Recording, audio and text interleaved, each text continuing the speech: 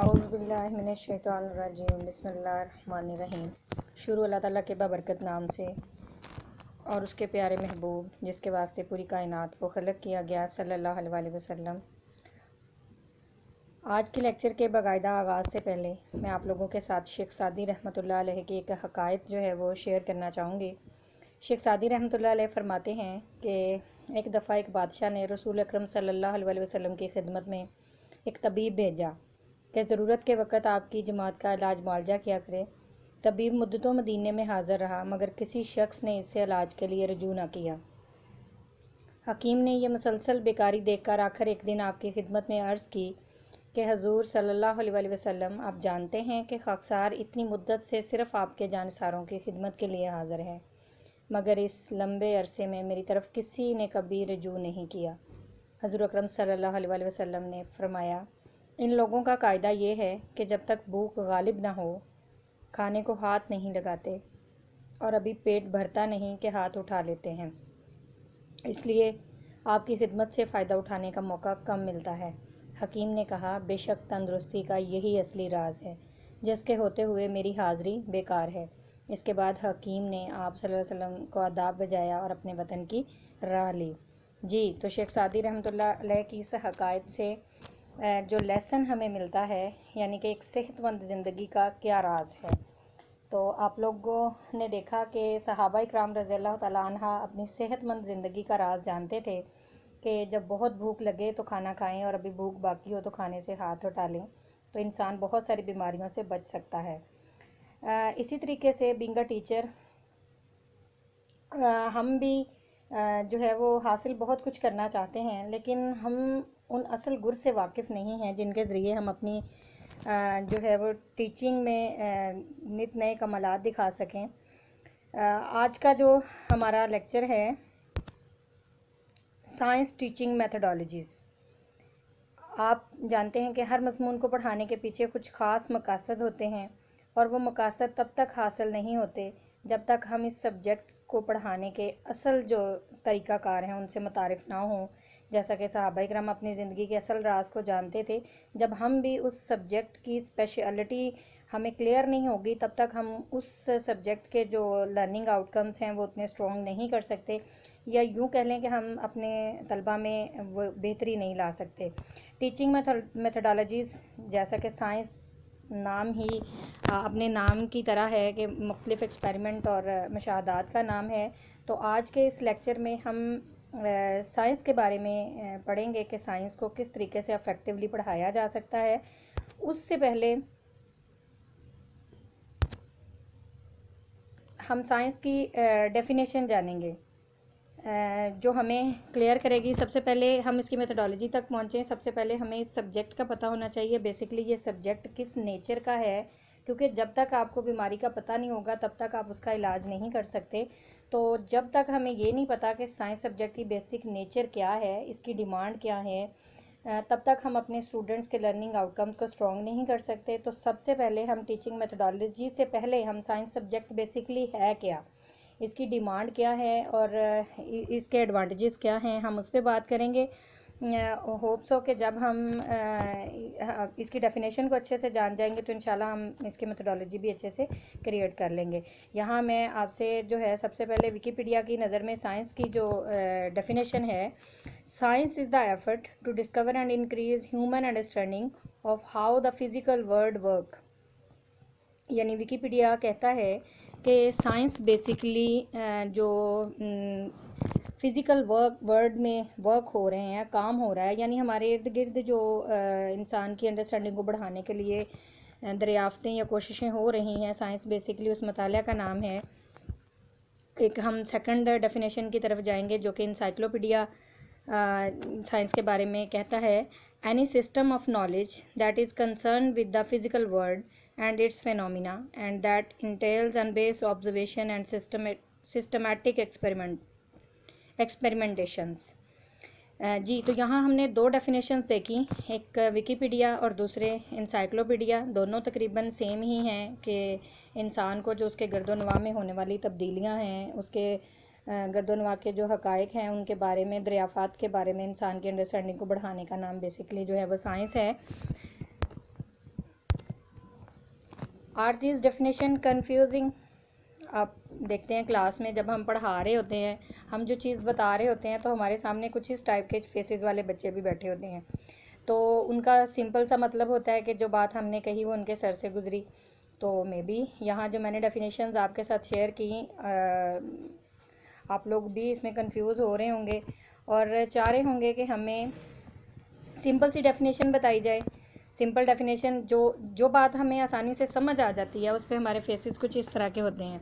हम टीचर्स को इस चीज़ का भी ख़ास तौर पे ध्यान रखना चाहिए जब भी हम कोई चीज़ क्लास में डिलीवर कर रहे हैं। अगर तो हमारे फेसेस जो है ना, आपने देखा जैसे पहले बच्चा जो है वो बिल्कुल डल माइंड के साथ बैठा हुआ है, उसके फेस के रंग उड़े हुए हैं, उसका मतलब ये था कि उसको बात की समझ नहीं आ रही। जैसे ही हमने बोला कि क्या आपको इससे भी आसान चीज़ चाहिए, तो वो एकदम हैप्पी मूड में आ गया, मतलब कि वो खुश है कि उसको सादा और आम फहम तरीके से बात जो है वो हम बताने जा रहे हैं।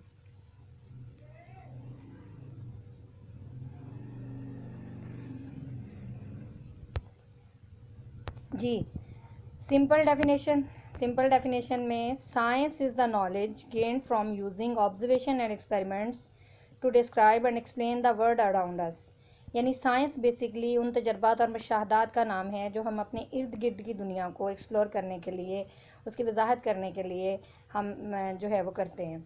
यानी सादा सी बात कि हमारे इर्द गिर्द की दुनिया, हमारे इर्द गिर्द बेशुमार चीज़ें हैं, कुछ जानदार हैं, कुछ बेजान हैं। उन जानदार और बेजान चीज़ों की माहियत के बारे में जानने के लिए हम जितनी भी अपनी रिसर्च करते हैं वो सारी की सारी क्या है, साइंस कहलाती है। Happy? Yes, now you are happy. How does science differ from the other fields of study? यानी कि साइंस बेसिकली हम यहाँ डिफरेंस देखेंगे कि किताब हम कोई भी पढ़ें, हर किताब से हमें कुछ ना कुछ इन्फॉर्मेशन हासिल हो रही होती हैं। साइंस जो है वो दीगर सब्जेक्ट्स के मुकाबले में किस तरीके से मुनफरद होती है, यानी हर सब्जेक्ट की अपनी एक इनफरादियत होती है। जैसे अगर मैं बात करूँ इस्लामियात की, तो जैसे ही टाइटल है इस्लामियात, तो हम फ़ौरन से पता चलता है कि इस बुक के अंदर हमें हमारे रिलीजन के मतलब, यानी दीन इस्लाम के मतलब मालूमात मिलेगी। दीन इस्लाम का हर वो कॉर्नर जिसके बारे में हम सीखना चाह रहे हैं, वो अखलाकियात का हो, वो सीरत नबवी का हो, वो कुरान और हदीस का पहलू हो, हर पहलू के बारे में जो मालूमात है अगर हम जानना चाहते हैं तो उसके लिए शोबा जो है वो इस्लामियात की बुक है। तो इसी तरीके से जो साइंस है, basically science is the knowledge gain from using, यानी नॉलेज खाली इल्म तो नहीं ना साइंस से मिलता। साइंस बेसिकली एक स्पेसिफिक इल्म का नाम है और वो है observation and experiment to describe and explain the world around us. यानी इल्म तो मुख्तलिफ़ किताबों से मिलता है, जैसे मैंने इस्लामियात की एग्जांपल कोड की कि इस्लामियात से हमें स्पेशली हमारे दीन के बारे में, हमारे इस्लाम के बारे में रहनुमाई मिलती है। इसी तरीके से जो साइंस है ये दूसरे सब्जेक्ट से मुख्तलिफ इसलिए है कि ये ऑब्जर्वेशन एंड एक्सपेरिमेंट्स का नाम है जो हम अपने इर्द गिर्द की दुनिया को एक्सप्लोर करने के लिए करते हैं। अब आप लोगों ने देखा कि बार बार एक वर्ड आ रहा है, word around us. Word around us यानी हमारे इर्द गिर्द की दुनिया बेसिकली है क्या, हम इसको देखेंगे। जब तक हम अपने बच्चे को ये नहीं क्लियर करेंगे कि उसके इर्द गिर्द की वो दुनिया है क्या जिसके ऊपर उसे एक्सपेरिमेंट करने हैं, जिसको उसे ऑब्जर्व करना है, तब तक वो कभी भी अपने जो है वो असल मकसद की तरफ नहीं जा पाएगा। वर्ड अराउंड अस में देखें, science is the knowledge that relate to the world around us. World around us से related phenomena. Parrot is able to fly. Parrot आप देखते हैं कि हमारे जो है यानी बर्ड कम्युनिटी से बिलोंग करता है, और बर्ड जो है, अब हम कहें इसका साइंस से क्या ताल्लुक़ है, तो आप लोग जानते हैं कि राइट ब्रदरान ने जब जहाज़ बनाया तो उनकी जो पहली रिसर्च थी वो, यानी उन्होंने उड़ते परिंदे को देख के ही उनके जहन में जहाज़ का आइडिया आया था। तो बेसिकली अल्लाह ताला ने कुदरत के तमाम मज़ाहिर में ये चीज़ें, साइंस पहले से एक एक कोने में रखी हुई है। अब इंसान चूँकि दूसरी मखलूक़ात से, इसको अशरफुल मखलूक़ात कहा जाता है, जितनी भी मखलूक़ात अल्लाह ताला ने पैदा की हैं, इंसान को उसमें अशरफुल मखलूक़ात बनाया है। और अशरफुल मखलूक़ात होने की वजह सिर्फ ये है कि इंसान को अल्लाह पाक ने अक्ल और शऊर दिया है। अक्ल और शऊर दिया किस लिए है कि उसके इर्द गिर्द जितनी भी दुनिया अल्लाह पाक ने बसाई है, जो मज़ाहिर अल्लाह पाक ने बनाए हैं इस दुनिया में, तो वो इनको तस्खीर करे, इनको रिसर्च करे और इनके ऊपर जो है वो नई क्यूरीज कायम करे। आप देख रहे हैं, जैसे मैंने एक पैरट की छोटी सी एग्जांपल दी, राइट ब्रदरान ने इसको जो है वो उड़ता देख के उनके जहन में आइडिया आया और उन्होंने एक जहाज़ किया जिसने महीनों सालों का सफ़र जो है वो घंटों में समेट के रख दिया। इसी तरीके से अगर मैं दूसरी एग्जांपल दूं तो सबसे पहले जैसे कि आपको पता है पहिया इजाद हुआ, तो पहिया इजाद करने के पीछे भी साइंसदानों की कोई ना कोई यानी कुदरत की तरफ से कोई एक चीज़ उन्हें दिखने को मिली कि उन्होंने लुढ़कते हुए तने को, यानी दरख्त का जो तना था वो गोल गोल नीचे की तरफ घूमता हुआ जा रहा था, उन्हें उसको देख के आइडिया जहन में आया कि हम अगर लकड़ी को इस तरह पहिए की शेप देंगे तो ये आगे की तरफ मूवमेंट के लिए, चीज़ों को मूवमेंट करवाने में हमारी हेल्प कर सकता है। इसके बाद आइस मेल्टिंग एक कुदरती अमल है लेकिन केमिकल चेंजिंग से हैं कि जो चीज़ें हैं वो किस तरीके से अपनी उनके अंदर तब्दीलियाँ आती हैं, वो तब्दीलियाँ आर्जी हैं, वो तब्दीलियाँ लॉन्ग टाइम के लिए हैं। उसके अलावा रिप्रोडक्शन, आप जैसे कि जानदार जो ममालिया जानदार हैं अपनी नस्ल को आगे कैसे बढ़ाते हैं। चैमेलियन चेंज इट्स स्किन कलर, ये एक कुदरती यानी जो चैमेलियन है वो किस तरीके से अपना जो है वो रंग चेंज करता है। तो इस पे अगर रिसर्च की जाए तो जो साइंस के अंदर डिफरेंट केमिकल रिएक्शंस जो हैं वो एक रिएक्शन को दूसरे रिएक्शन में किस तरीके से चेंज किया जा सकता है, उसके लिए बहुत सारी आपको यहाँ से नॉलेज गेन होगा। तो जी ये है हमारे इर्द गिर्द की दुनिया। अब हम जब साइंस पढ़ाते हैं तो हमारा एक ही टारगेट होता है कि ये पेज है, इस पेज में से आपने 5 क्वेश्चन निकालने हैं, आपने 5 MCQs निकालने हैं और 5 फिलिंग द ब्लैंक्स बनानी है और एक ये लॉन्ग क्वेश्चन है जिसको आपने याद करना है। हम कभी भी अपने स्टूडेंट्स को नहीं दिखा पाते कि पेज बुक का ये पेज उसकी प्रैक्टिकल लाइफ में किस तरीके से इम्प्लीमेंट हो रहा है, क्या उसकी हकीकी दुनिया से उसका क्या ताल्लुक़ है। यानी हमने हमारे बच्चे को 2 तरह की दुनिया दे दी है। एक स्कूल उसकी जो घर की दुनिया उससे बिल्कुल अलग है, जबकि अगर हम चाहते हैं कि स्टूडेंट की लर्निंग ज़्यादा से ज़्यादा स्ट्रॉन्ग हो तो हमें फिर सबसे ज़्यादा बड़ा स्टेप कहाँ लेना होगा कि हमें उसके घर की दुनिया को स्कूल की दुनिया से रिलेट करना पड़ेगा। वो तभी पॉसिबल होगा जब हम उसे इर्द गिर्द की दुनिया पर रिसर्च करने पे मजबूर करेंगे। जी नेक्स्ट वन है इम्पोर्टेंस ऑफ साइंस। साइंस की अहमियत क्या है। Science enable the development of new technologies to benefit mankind. इंसान को जो है फ़ायदा देने के लिए साइंस मुख्तलिफ फील्ड्स में काम कर रही है, जैसा कि उसकी 3 मेजर फील्ड्स। नंबर 1 हेल्थ, जिसमें डॉक्टर, नर्सेस और उसके अलावा हेल्थ से मुतल्लिक़ा दीगर जो जैसे डिस्पेंसर्स हैं, जैसे लेबॉर्ट्रीज़ में काम करने वाले लोग हैं। उसके बाद ट्रांसपोर्टेशंस में साइंस ने बहुत सारी इजादात की हैं। फिर कम्युनिकेशन को स्ट्रॉन्ग करने के लिए साइंस ने इसमें जो है वो बहुत सारी जिद्दत पैदा कर दी है। एक वक्त था जब जो है वो अपनी बात अपने किसी अजीज़ वक़ारब तक पहुंचाने के लिए एक कासद के हाथ चिट्ठी भेजी जाती थी, जो बात हम अपने अजीज़ वक़ारब से कहना चाहते थे उसको वहां तक पहुंचाने में महीनों लग जाते थे।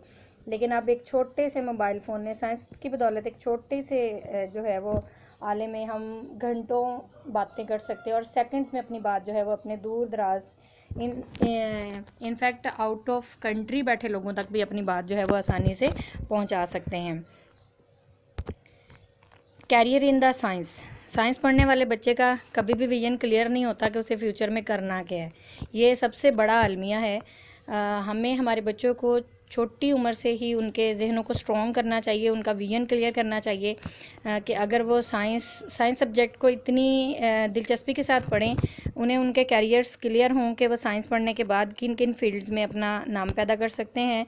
तो साइंस के कुछ कैरियर्स जो सबसे पहले है, साइंटिस्ट बनेंगे, इंजीनियर्स बनेंगे, नर्सेज, डॉक्टर्स। ये चंद कैरियर्स जो मैं आपके साथ शेयर कर रही हूँ, जो मोस्ट इम्पॉर्टेंट कैरियर्स हैं थ्रू साइंस। तो हमारे बच्चों को ये पहले से क्लियर होना चाहिए, वो साइंस को इसी तनाज़ुर में पढ़ें। वो इंजीनियर बनना चाहते हैं तो उनकी way of thinking engineers type का होना चाहिए। वो साइंटिस्ट बनना चाहते हैं तो उनका वे ऑफ थिंकिंग साइंटिस्ट के जैसा होना चाहिए। वो डॉक्टर्स बनना चाहते हैं तो उनके जो स्पेसिफिक पोर्शन डॉक्टर्स के लिए इस सब्जेक्ट में है उसका फोकस उन पे होना चाहिए।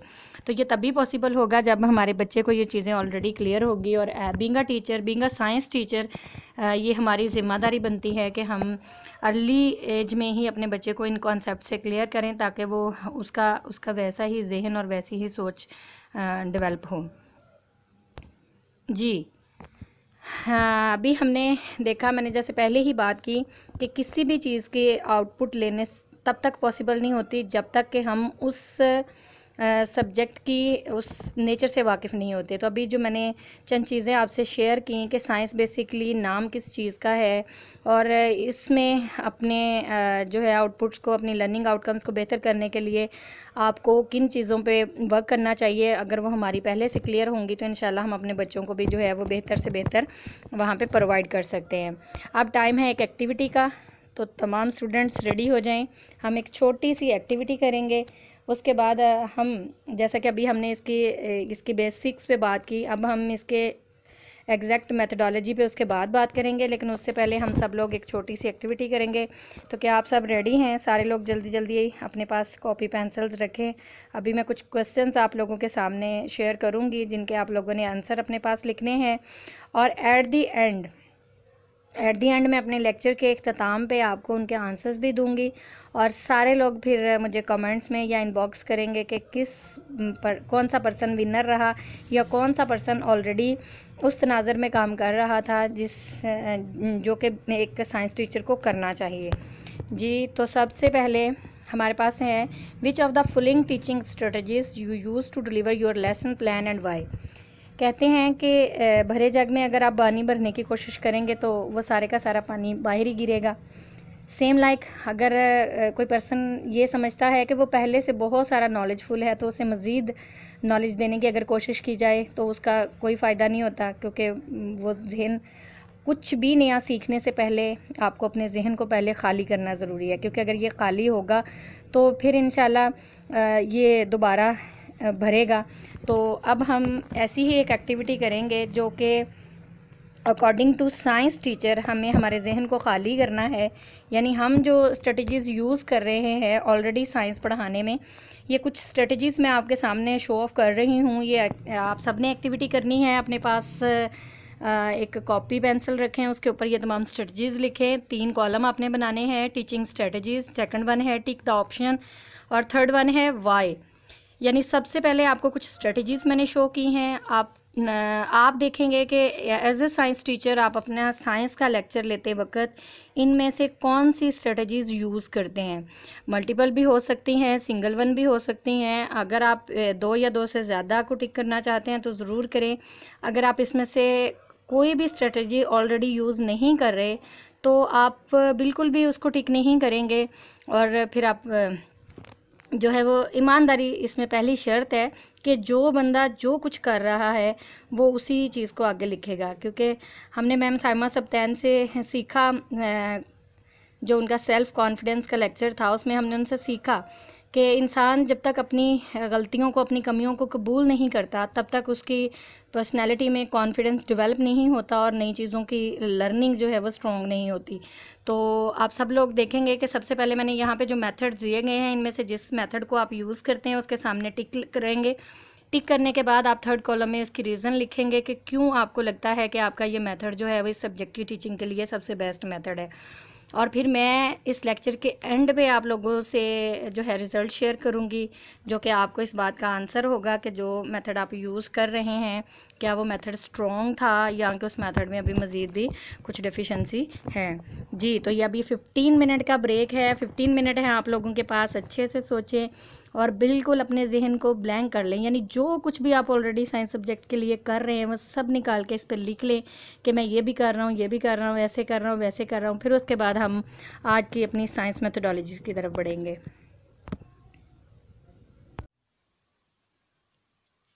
जी, तो पहले हमने जो एक्टिविटी असाइन की थी, होप्स हो कि आप सबने वो एक्टिविटी कर ली होगी।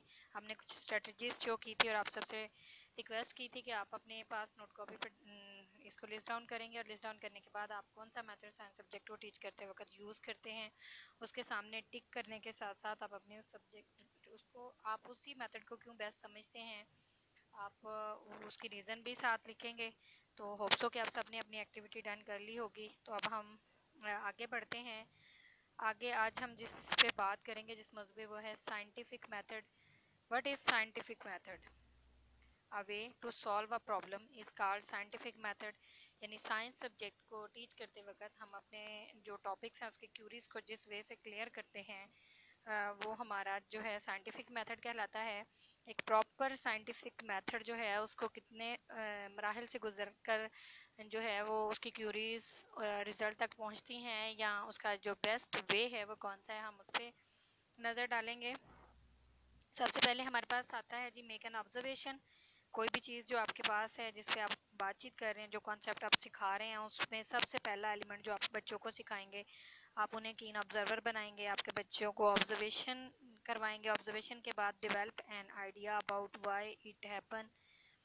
उसके बाद बच्चे अपना जो है वो आइडिया डेवलप करेंगे, यानी अपने कुछ क्वेश्चन लिखेंगे कि ये चीज़, जिस चीज़ पे रिसर्च चल रही है, जिस टॉपिक पे रिसर्च चल रही है, उसके बारे में अपना क्वेश्चन तैयार करेंगे।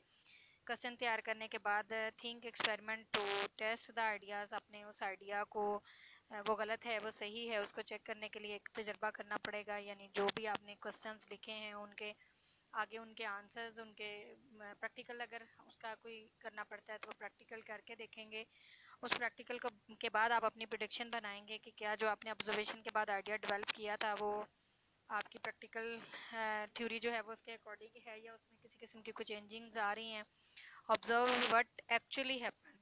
फिर आप देखें कि आपके आइडिया और आपकी प्रेडिक्शन में कितना, यानी आफ्टर एक्सपेरिमेंट प्रेडिक्शन में कितना डिफरेंस आ रहा है। अगर तो वो दोनों एक्यूरेट हैं तो इसका मतलब कि आपकी ऑब्जर्वेशन बिल्कुल ठीक है, लेकिन अगर आपके उन दोनों चीज़ों में किसी किस्म का कंट्रडिक्शन आ रहा है तो it mean modify idea it production were wrong. अगर आपकी ये प्रोडक्शन रॉन्ग है तो इसका मतलब कि जो आपने आइडिया डेवलप किया है वो ठीक नहीं है। उस आइडिया को मज़ीद अभी रिसर्च की ज़रूरत है, आपके ऑब्जर्वेशन को और एंगल से देखने की ज़रूरत है जी। Second one, observation. आपने देखा कि हमने जो एलिमेंट देखे उनमें सबसे स्ट्रॉन्ग एलिमेंट क्या था जी, ऑब्जर्वेशन। सबसे पहला एलिमेंट है हमारी लर्निंग में। तो ऑब्जर्वेशन जितनी स्ट्रॉन्ग होगी, observation is one of the most important tool for a scientist. यानी साइंसदान के लिए सबसे बेहतरीन हथियार जो है वो है ऑब्जर्वेशन। अगर एक साइंस स्टूडेंट की ऑब्जर्वेशन अच्छी नहीं है तो वो कभी भी अच्छा साइंटिस्ट नहीं बन सकता, या वो जिस चीज़ की तख्लीक करने के लिए अपनी एफ़र्ट्स कर रहा है वो कभी भी उसके हतमी नताज तक नहीं पहुंच सकता।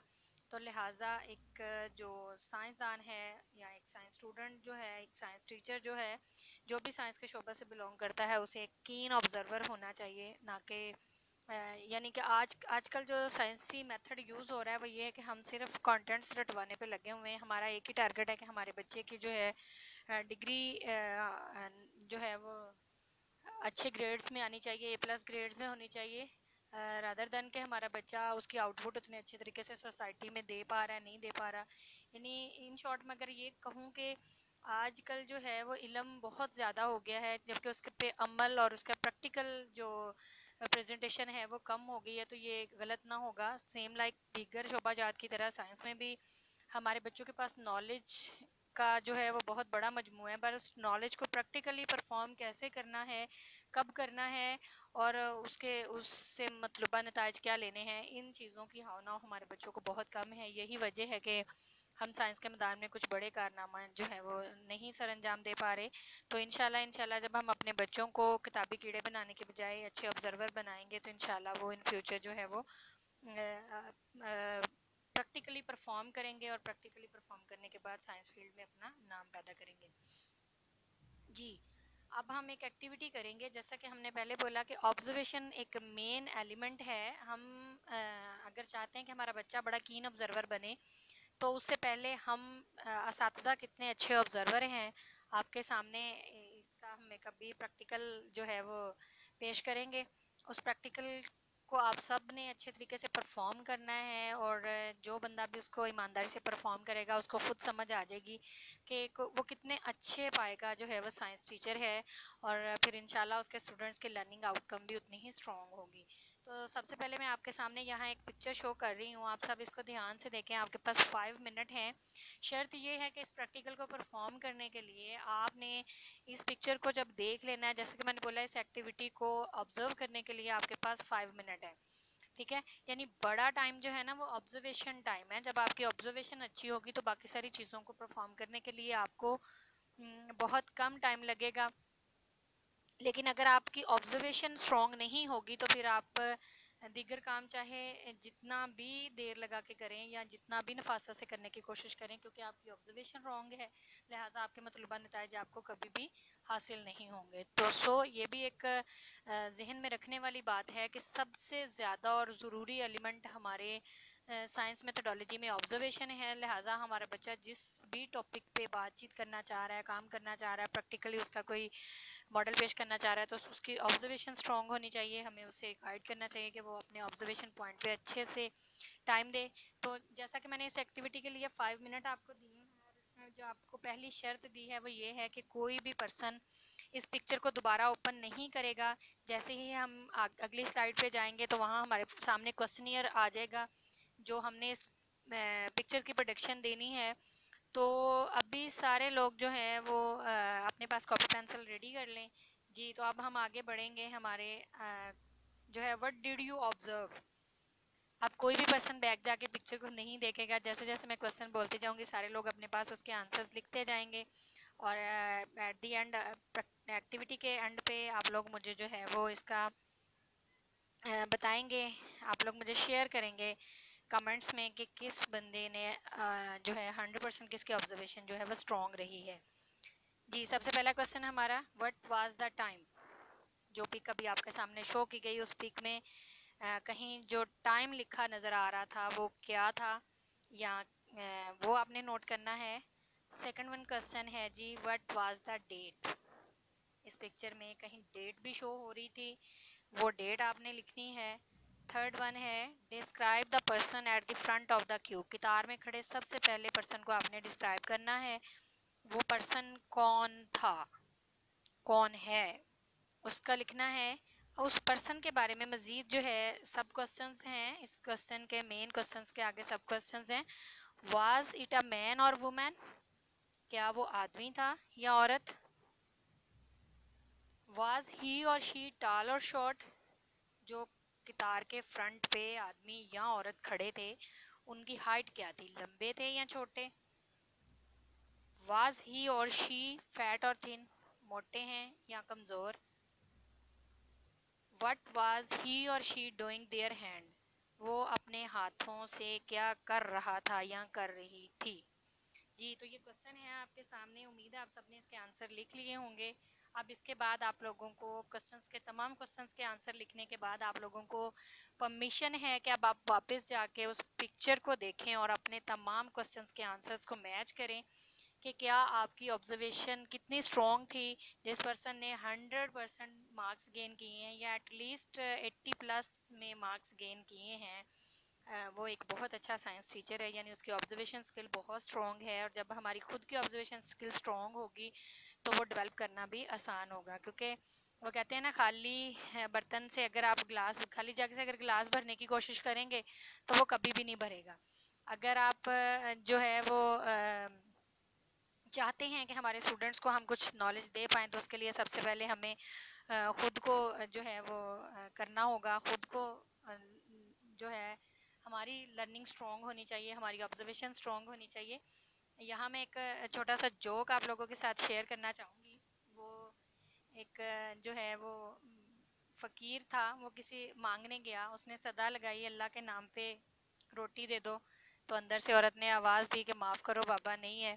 उसने फिर आवाज़ लगाई कि अल्लाह के नाम पे कोई कपड़ा दे दो। उसने फिर बोला कि नहीं है बाबा, जी यानी माफ़ करें नहीं है। उसने फिर आवाज़ लगाई कि अल्लाह के नाम पे कोई चंद पैसे दे दो। उसने बोला माफ़ कर बाबा जो है। तो फिर फ़कीर ने आगे से बोला कि फिर बार मार रल के मंगिए। मतलब बात आपको समझ तो आ गई होगी कि ऐसा ना हो कि हम अपने स्टूडेंट्स को पढ़ा रहे हैं और वो हमारे बारे में सोच रहे हो कि आए मिस जी हम दोनों मिल के सीखें या मिल के ऑब्जर्वेशन का वे ढूंढें। तो क्या है कि सबसे पहले हमें खुद स्ट्रॉन्ग होना होगा, और जब हम स्ट्रॉन्ग होंगे, हमारी ऑब्जर्वेशन स्किल स्ट्रॉन्ग होगी, देन हम अपने बच्चों को कॉन्फिडेंटली डिलीवर कर पाएंगे, उन्हें उनकी लर्निंग जो है वो उतनी ही स्ट्रॉन्ग कर पाएंगे। जी, नेक्स्ट वन हमारे सामने है the scientific method involves a series of shapes that are used to investigate a natural occurrence. यानी साइंटिफिक मेथड बेसिकली जो हमारे गर्दो नवा में चीज़ें वाक़यात रूनमा हो रहे होते हैं उनके ऊपर जो हम अपना क्वेश्चनियर तरतीब देते हैं, जो हम अपने एक्सपेरिमेंट्स करते हैं। बेसिकली उस इल्म का नाम जो है वो साइंस कहलाता है।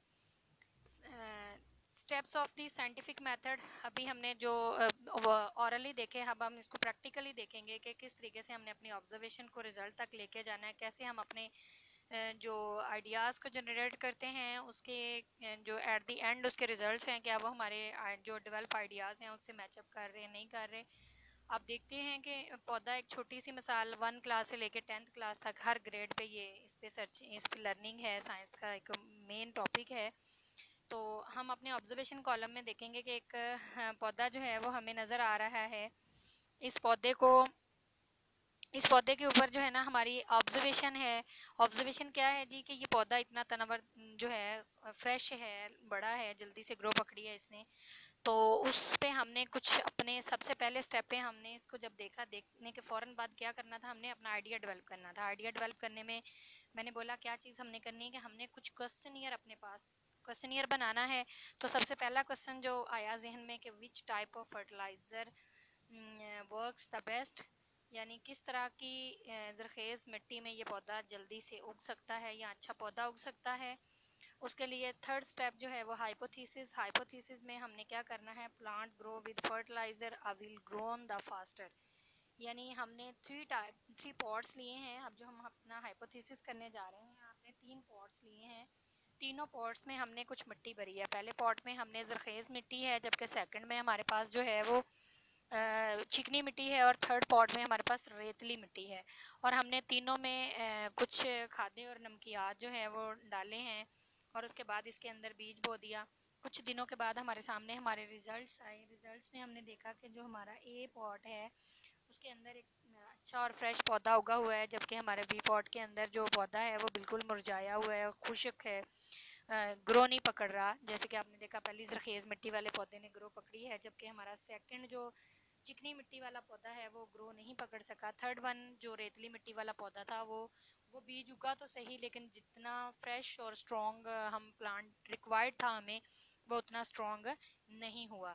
तो लिहाजा हमारा कंक्लूजन क्या निकला कि जो ऑब्जर्वेशन हमने की, ऑब्जर्वेशन के बाद जो हमारे जहन में एक सवाल उठा, उस सवाल पे जो हमने एक्सपेरिमेंट किया, उस एक्सपेरिमेंट के नतीजे में हमें हमारे पास जो आंसर आया, जो हल निकला, वो ये हाइपोथेसिस ने ये बात प्रूव की कि ए पॉट के अंदर जो मिट्टी, जो नमकियात, जो खादें हमने यूज़ की एक फ्रेश पौधे को उगाने के लिए, वो बिल्कुल एक्यूरेट थी।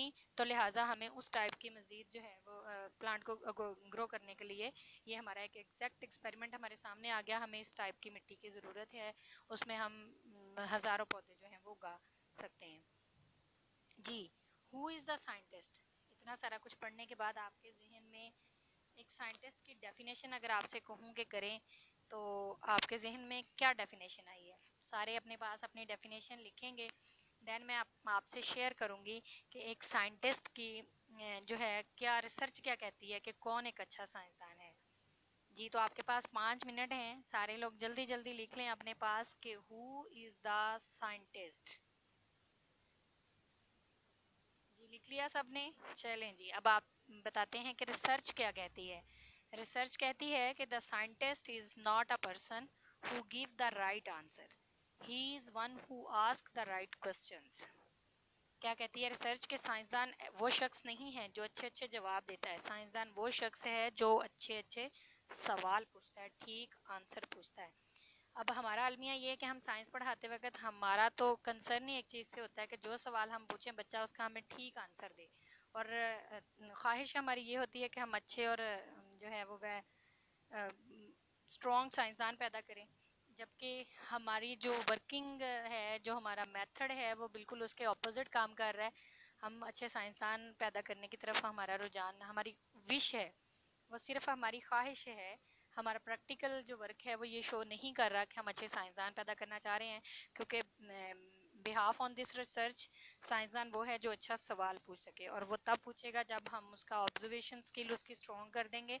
जब उसकी ऑब्जर्वेशन स्किल स्ट्रॉन्ग होगी तो फिर वो हर छोटी छोटी चीज़ वो बारीक बीनी से सोचेगा, उसको वो किताबी कीड़ा नहीं होगा, वो कीन ऑब्जर्वर होगा, वो हर यानी बाल की खाल उतारेगा, फिर हर छोटी से छोटी चीज़ के अंदर से लॉजिक्स निकालेगा, और वो जितना अच्छे और बेस्ट क्वेश्चन पूछेगा उतना ही इन फ्यूचर वो अच्छा साइंसदान बन के सामने आएगा। जी, graphical approaches of science teaching strategies.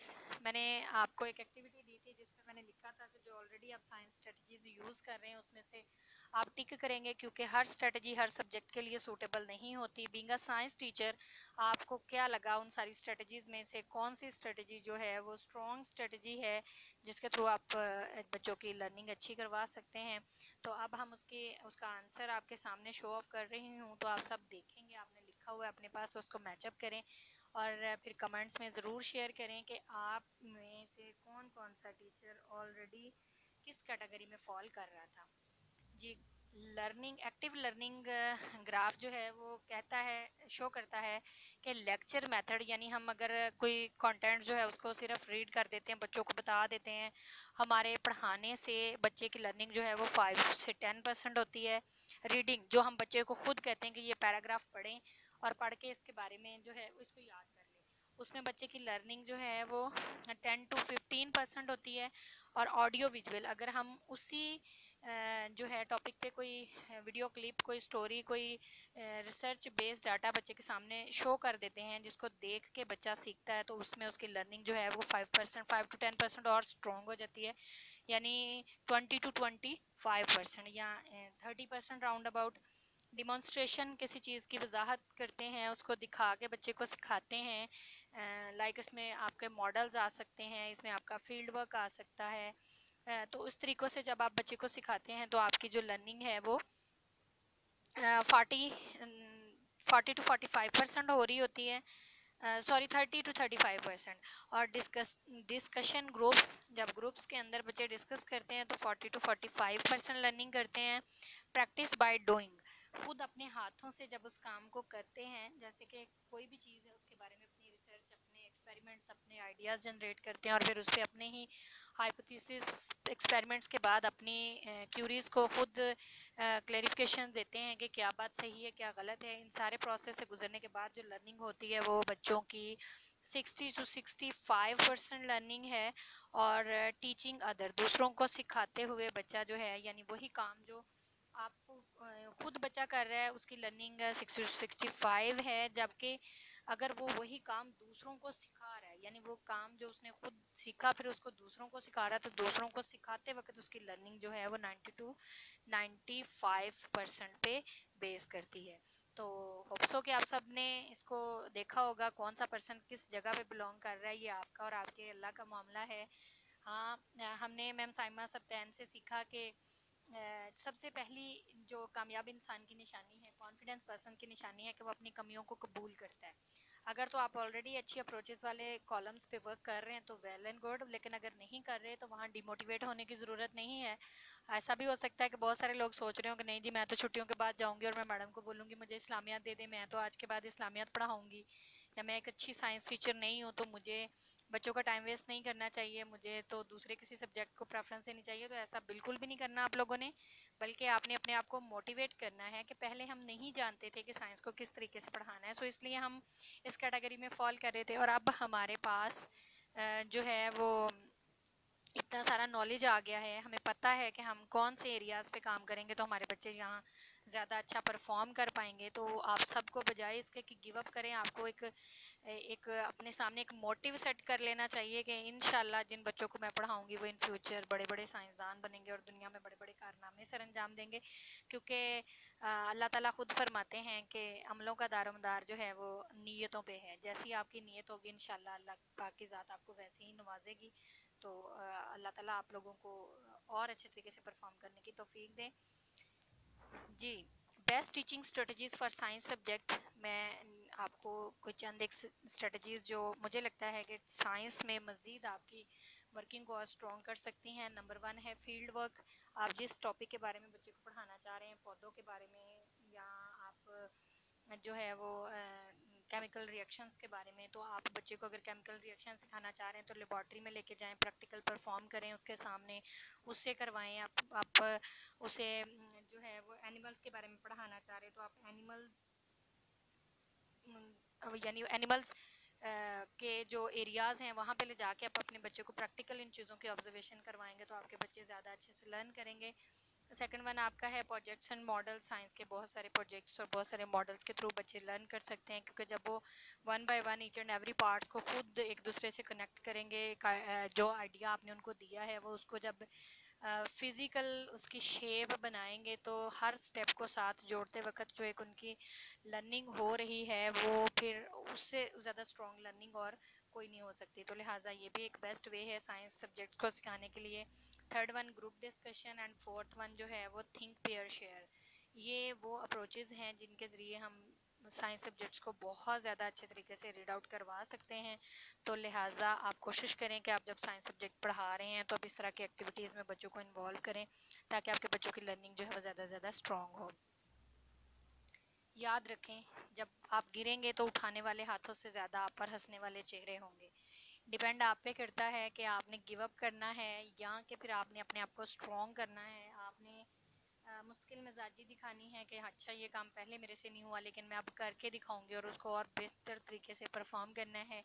वही लोग जो आप पे हंस रहे थे वो दोबारा मजबूर हो जाएं आपको अप्रिशिएट करने के लिए। आपको इस तरह के डिटर्मिनेशन के साथ काम करना है, तो इंशाल्लाह इंशाल्लाह अल्लाह ताला आपको कामयाबी ज़रूर देंगे। Thank you so much.